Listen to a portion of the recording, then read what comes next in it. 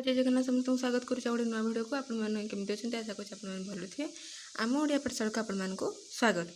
तो चलतु आम जो 10वीं श्रेणी जो विषयटी आरंभ करते आलोकन प्रक्रिया पर्यटन जाइए किए करते तो आलोकन प्रक्रिया दुई प्रकार हुए कौन गोटे आलोक प्रक्रिया गोटे अंधकार प्रक्रिया। आलोक प्रक्रिया कौन देखा अंधकार प्रक्रिया कौन देखा।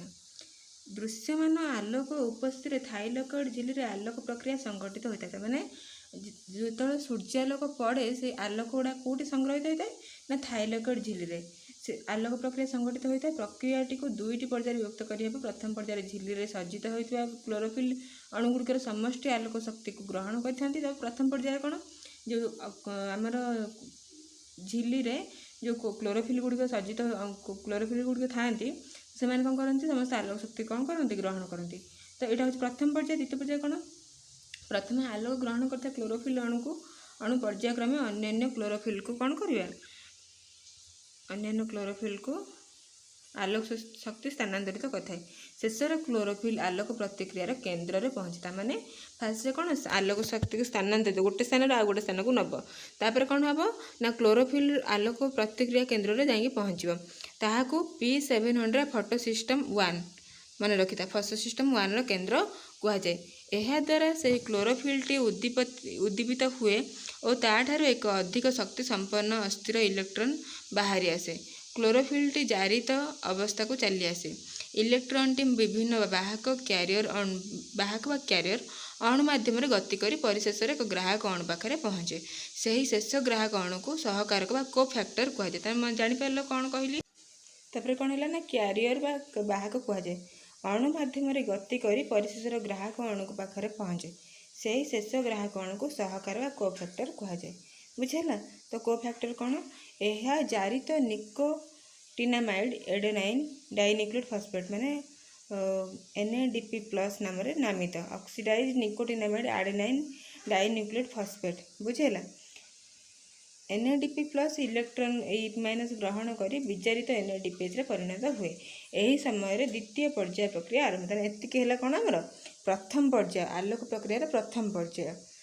प्रथम आलोक प्रतिक्रिया केन्द्र वर्तमान एक इलेक्ट्रॉन शून्यता सृष्टि होती ताहाको पूरण करने अन्य एक आलोक प्रतिक्रिया केन्द्र P680 बा फोटो सिस्टम 2 रो केन्द्र इलेक्ट्रॉन आसी थाए।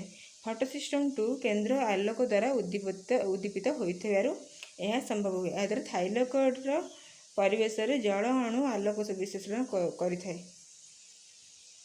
एथिरु इलेक्ट्रॉन प्रोटॉन और अम्लजान निर्गत हुए। थाइलकॉइड रे इलेक्ट्रॉन चलन द्वारा थाइलकॉइड थली भितर लिमेन अधिक प्रोटॉन जमा हुए। यह द्वारा एक प्रकार अवक्रम व बल सृष्टि। तो यहाँ जापर यह बल यही बल को उपयोग कर कम शक्ति संपन्न एडिनोसाइन डाइफॉस्फेट ADP गोटे अच्छी ATP गोटे ADP गोटे AMP। ADP टा है एडिनोसाइन डाइफॉस्फेट ATP टा है एडिनोसाइन ट्राइफॉस्फेट AMP टा है एडिनोसाइन मोनोफॉस्फेट। ठीक अच्छे। तो ये ATP AMP ADP जापर कौन कौन सब एडिनोसाइन डाइफॉस्फेट ADP अधिक शक्ति संपन्न ATP एडिनोसाइन ट्राइफॉस्फेट परिणत हुए। तो ये सरला मोट पर कहया गले आलोक प्रक्रिया रे आलोक शक्ति द्वारा क्लोरोफिल रे जलर आलोक विश्लेषण घटी NADPH और ATP गठित होगा सहित अम्लजान मुक्त हुए। NADPH और ATP उभय मिसी आलोक विश्लेषण शक्ति व आसिमिलेटरी पावर गठन करती बुझेगा। एति गला कौन आलोक प्रक्रिया। तापर आम कसिया कौन आसिया कौटि ना अंधकार प्रक्रिया। अंधकार प्रक्रिया कौन जानिबा। तो देख अंधकार प्रक्रिया कौन आलोक उपरे अंधकार प्रक्रिया निर्भर करिथाए।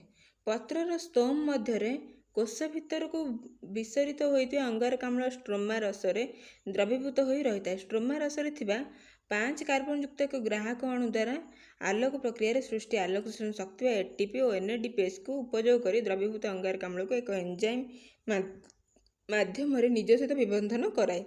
यही जैविक प्रक्रिया को 2-3 कार्बन युक्त शर्करा तैयारी हुए। तमें से कहला फास्ट कौन 5 कार्बन युक्त अणु द्वारा आलोक प्रक्रिया सृष्टि आलोक शक्ति व ATP NADPH को उपयोग कर द्रवीभूत अंगारकाम्ल को जो अंगारकाम्ल द्रवीभूत होगी थाए एक एंजाइम माध्यम निज सहित विबंधन कराए। तापर कौन कर यही जैविक क्रिया द्वारा 2-3 कार्बन युक्त शर्करा तैयारी हुए थाने 2-3 कार्बन युक्त शर्करा तैयारी हुए। ग्राहक अणु को राइबोलोज बिस्फोस्फेट माने राइबोलोज 22 फॉस्फेट है 22 फॉस्फेट कह जाए आरयूबीपी और एंजाइम को राइबोलोज 20 फॉस्फेट कार्बोक्सिलेज ऑक्सीजनेज बा रुबिस्को रिबुलोज बाइफॉस्फेट कार्बोक्सिलेज ऑक्सीनेज बा रुबिस्को कह जाए। आलोक शोषण जैव रासायनिक अंधकार प्रक्रिया समय पर्यायक्रमे विभिन्न जैव अणु संतरक नियोजित होता एंजाइम गुड़िक मध्यरु रुबिस्कोर भूमिका गुरुत्वपूर्ण। यह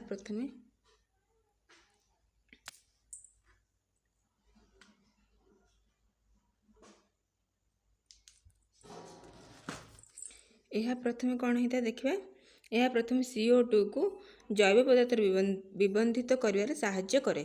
एही एंजाइमटी आलोक प्रक्रिया जात एटीपी उपर निर्भरशील होइथिबारु आलोक प्रक्रिया किछि समय पर अंधकार प्रक्रिया आरंभ हुए। तामाने एही एंजाइमटी कौन हुए आलोक प्रक्रिया जात ही एटीपी उपर निर्भरशील होइथाय काहेकि एटीपीटा हमर कोन एटीपीटा होछि हमर गोटे एनर्जी तैयारी करे बुझिला।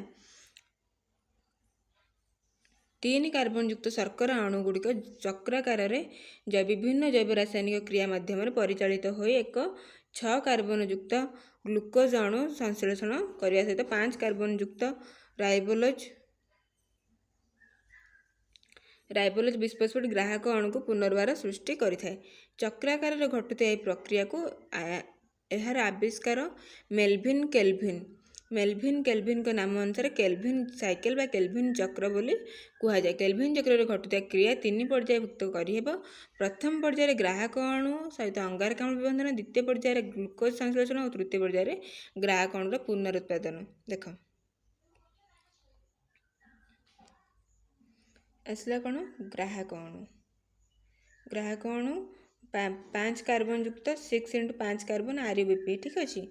ग्राहक अणुर उत्पादन एटीपी प्लस एनएडीपी अंगारकाम्ल विबंधन है एंजाइम रुबिस्को द्वारा।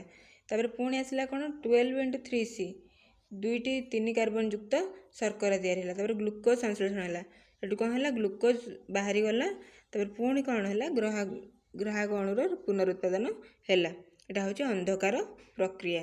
तापर आसा कौन ना मनुष्यर पाकतंत्र।